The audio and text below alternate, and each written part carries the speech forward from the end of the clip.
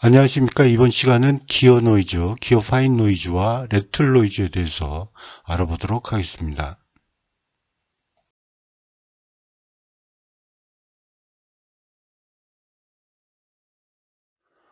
기어 노이즈는 이제 기어 파인 노이즈하고 기어 레틀 노이즈로 구분해서 이제 말씀드릴 수 있는데요. 파인 노이즈는 이제 파인을 의미를 찾아보면요. 낑낑거리다, 우는 소리, 뭐 이런 뜻이 있습니다. 그래서 촬영에서 이제 기어 파인 노이즈라고 하면은 앵앵 하는 이제 기어가 맞물리면서 나는 소리를 기어 파인 노이즈라고 합니다. 기어 파인 노이즈의 원인은 전달 오차에 의해서 이제 발생한다라고 하는데요. 이 오차는 어떤 것이 있는지 바로 알아보도록 하겠습니다. 레틀 노이즈는 이제 의미가 레틀은 이제 달그락거리다라는 이제 의미죠. 그래서 이제 이 레틀은 기어의 백래시에 의해서 그렇다라고 합니다. 그래서 이제 요 두 노이즈에 대해서 각각에 대해서 자세히 알아보도록 하겠습니다. 전달 오차에 의해서 이제 기어 파인 노이즈가 발생한다라고 했는데요. 전달 오차는 이제 세 가지, manufacturing, static, dynamic transmission error로 이렇게 이제 얘기를 할 수 있습니다. manufacturing transmission error는 이제 생산 오차고요. 가공하고 조립할 때 생기는 이제 발생하는 오차를 얘기를 합니다. 그리고 이제 치면의 거칠기 오차는 키네매틱 트랜스미션 에러라고 이렇게 이제 별도로 얘기를 하고 있습니다. 스태틱 트랜스미션 에러는 강성 오차를 얘기하고요. 기어 이빨, 베어링, 축 등의 어떤 이제 강성의 오차에 의해서 이제 발생되는 그런 이제 문제를 스태틱 트랜스미션 에러라 한다라고 보시면 되고요. 다이나믹 트랜스미션 에러는 이제 작동하면서 생기는 오차를 얘기합니다. 그래서 이제 백래시나 물림률이 이에 이제 해당된다라고 볼 수 있습니다. 지금 이제 말씀드린 오차에 대해서 이제 몇 가지 이제 저희가 알고 가면 좋은 정보들이 있는데요. 치면의 이제 가공 오차가 이제 상당히 중요합니다. 이제 기어 파인 노이즈에 있어서. 그래서 이제 가공 오차를 이제 측정하면서 용어들이 있는데 거기에 대해서 좀 알아보도록 하겠습니다. 치를 이제 가공하고 나서 저희가 이제 이 가공이 어느 정도로 정밀하게 됐는가를 이제 확인을 하는데요. 보통은 이제 3차원 측정기로 측정을 합니다. 그래서 이제 3차원 측정기로 치면의 이제 길이 방향의 어떤 이제 에러를 측정하는 것을 리드 에러라고 합니다. 그래서 이제 측정 결과는 이와 같이 이제 표시가 되고요. 어떤 이제 스펙을 기준을 마련해서 관리를 하겠죠. 그리고 이제 치의 이 부분에 이제 어떤 에러를 프로파일 에러라고 하고요. 그리고 이제 치와 치 사이의 거리를 이제 피치 에러라고 합니다. 그래서 이제 저희가 치에 대해서 기어 이빨에 대해서 리드 에러, 프로파일 에러, 피치 에러 등을 관리를 하고 있다라고 이해를 하시면 될 것 같습니다. 기어의 가공법이 이제 몇 가지 있고요. 그에 따라서 이제 정밀도가 이제 좀 틀려지는데요. 그 부분에 대해서 말씀을 드려보도록 하겠습니다. 대표적인 예가 이제 호빙법이 되겠는데요. 호빙법은 이제 호브라는 커터를 이용해서 소재를 가공하게 됩니다. 그래서 이제 호브가 이와 같이 이제 회전하게 되고요.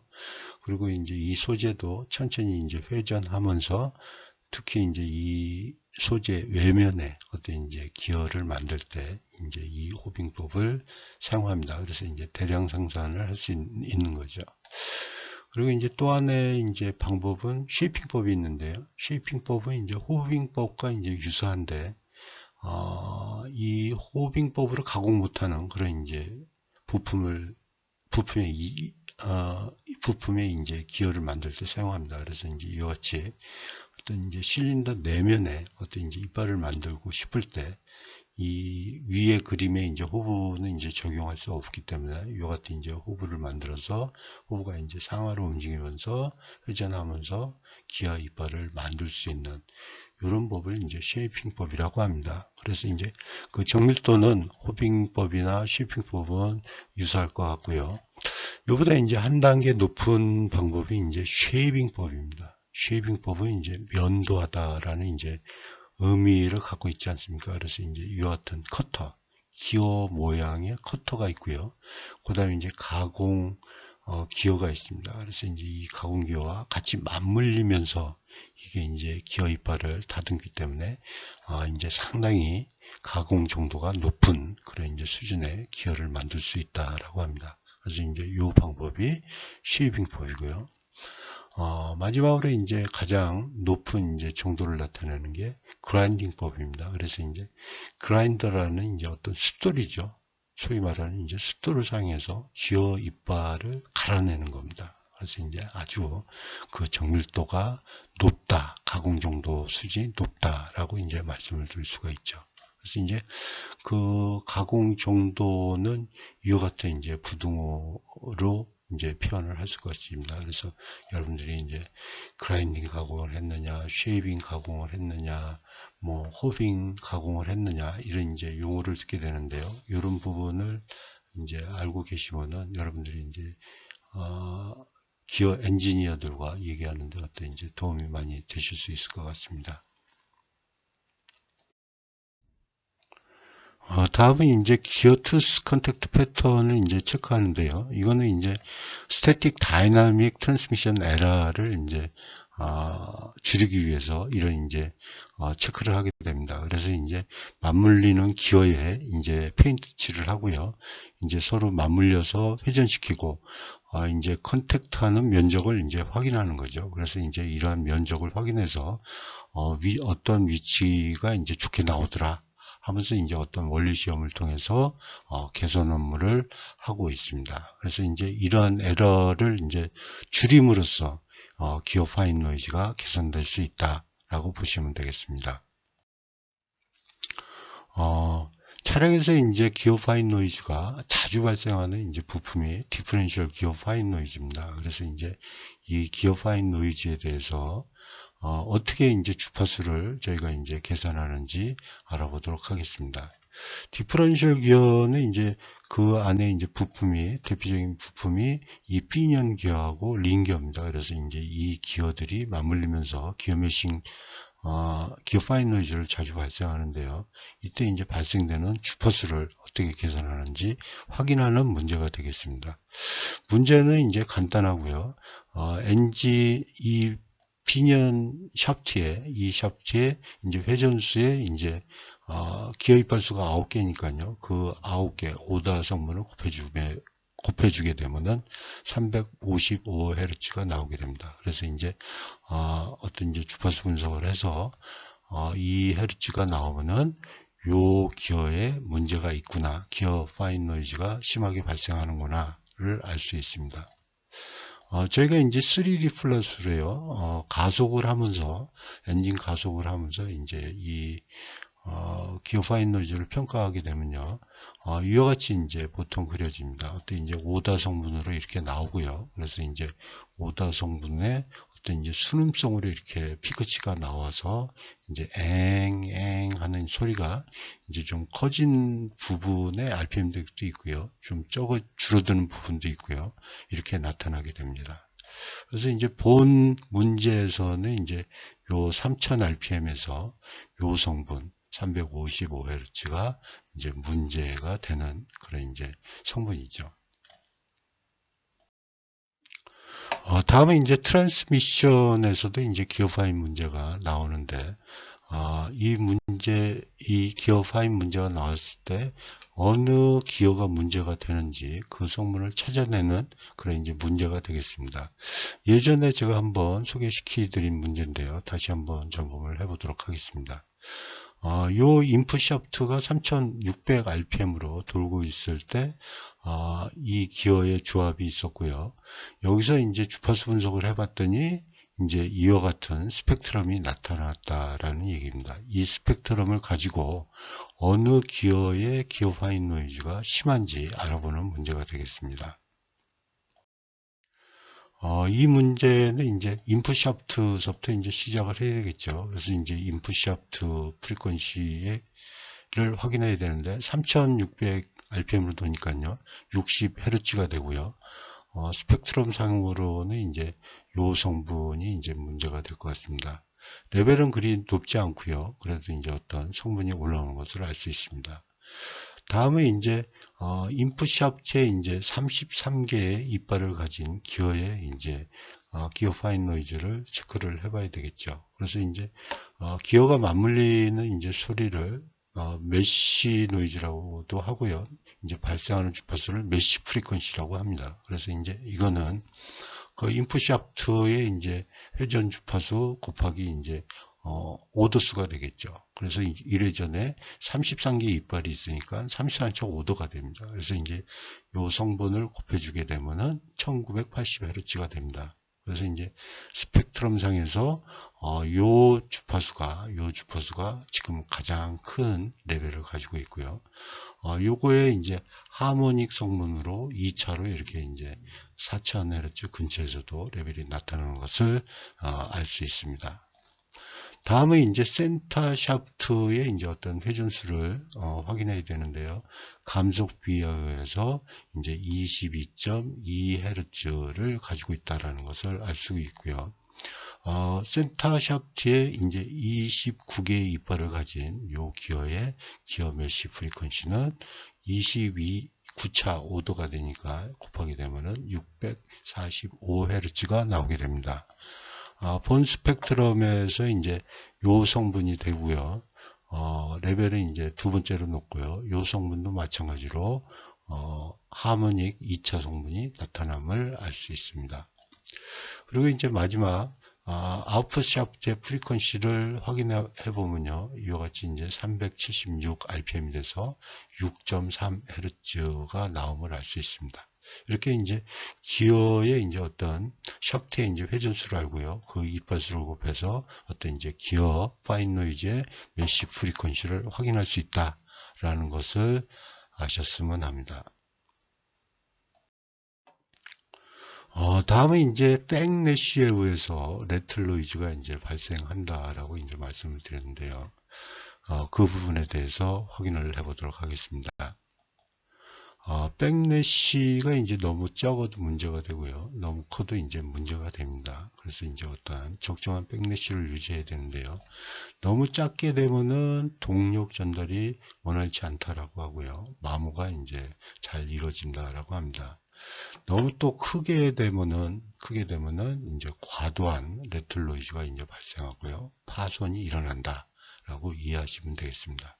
그래서 이제 기본적으로 기어 이빨의 맞물림에 있어서는 백래쉬가 있어야 되기 때문에 레틀 노이즈는 이제 발생할 여지가 항상 있다라고 이해를 하시면 되겠습니다.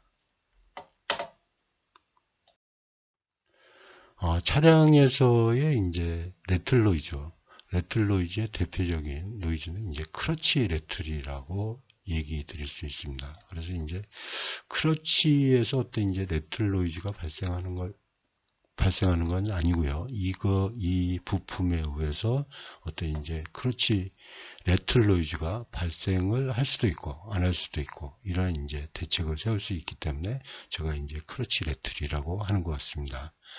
크러치 레틀을 이제 두 가지로 나눠서 이제 저희가 얘기를 할 수 있는데요.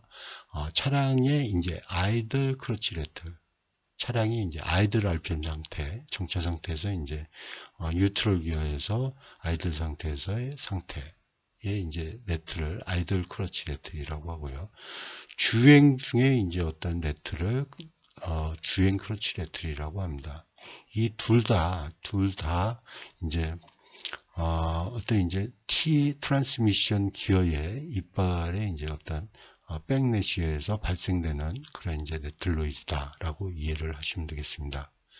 아이들 크러치 레틀은요, 이와 같이 이제 저희가 레벨로서 이제 확인할 수 있는데요. 크러치 페달을 밟았다 놨다 하면은 그 레벨 차이를 저희가 인식할 수 있다라고 하면은 그 인식되는 만큼 커진 만큼의 레벨은 트랜스미션의 이제 그 기어의 레틀에 의해서 이제 발생하는 거다라고 인식하면 되겠습니다. 그래서 이제 이 경우에 이제 그 크러치를 논 프리덴파 크러치라고 합니다. 그래서 이제 이렇게 이제 레벨이 올라가게 되는 거는 크러치에 원래 이제 프리덴파가 있습니다. 그래서 이제 요게 이제 메인 댐파고요. 여기 콜 스프링이 보이는 게요. 그리고 이제 요 부분에 이제 프리덴파가 콜 스프링이 약한 1차 약한 스프링이 들어가 있는 것을 프리댐퍼라고 합니다. 그래서 이제 그게 엔진의 어떤 이제 토크 변동을